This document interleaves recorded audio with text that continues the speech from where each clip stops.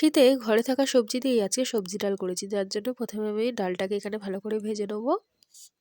মুগ ডালটাকে ভালো করে ভেজে নিয়েছি। লাল, লাল হয়ে গেছে যখন ভাজা এই সময় ডালটাকে আমি ভালো করে ধুয়ে নিয়েছি। ধুয়ে সিদ্ধ করতে বসিয়ে দিয়েছিলাম।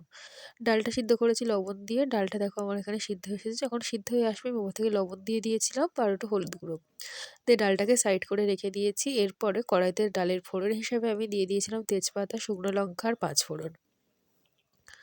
দিয়ে এটাকে ভালো করে নাড়িয়ে চাড়িয়ে ভেজে নিয়েছি তেলের সাথে। এবার তেজপাতা, শুকনো লঙ্কা যখন কালার চলে আসবে সেই সময় ওপর দিয়ে কাঁচা লঙ্কা দিয়ে দিয়েছিলাম। আর কাঁচা লঙ্কা দেওয়ার পর এখানে কেটে রাখা সবজিগুলো যেমন ১ম এ দিয়ে দিয়েছিলাম গাজর, সবজি বলতে অল্প গাজর আর একটু ফুলকপি দিয়ে দিয়েছিলাম, আর কিচ্ছু দিইনি।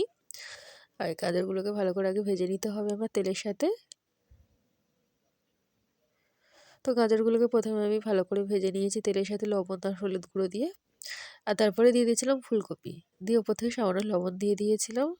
গাজরটাতে আমি অল্প হলুদ গুঁড়ো দিয়েছিলাম, যেটা আমি দেখাইনি। আর ফুলকপির উপর আমি অল্প, অল্প হলুদ গুঁড়ো দিয়ে দিয়েছিলাম। এবার এটাকে ভালো করে ভেজে নিয়েছি। যেহেতু ডালে হলুদ গুঁড়ো দেওয়া আছে তাই খুব একটা বেশি হলুদ গুঁড়ো আমি এখানে দিইনি। আর কাজু কিশমিশ দিয়ে দিয়েছিলাম ওপর থেকে। এরপরে সিদ্ধ করে রাখা ডালটাকে দিয়ে আর তার সাথে জল দিয়ে দেবো। দিয়ে এটাকে ভালো করে মিশিয়ে নেবো। নিয়ে আর এটাকে ভালো করে ফুটিয়ে নিতে হবে।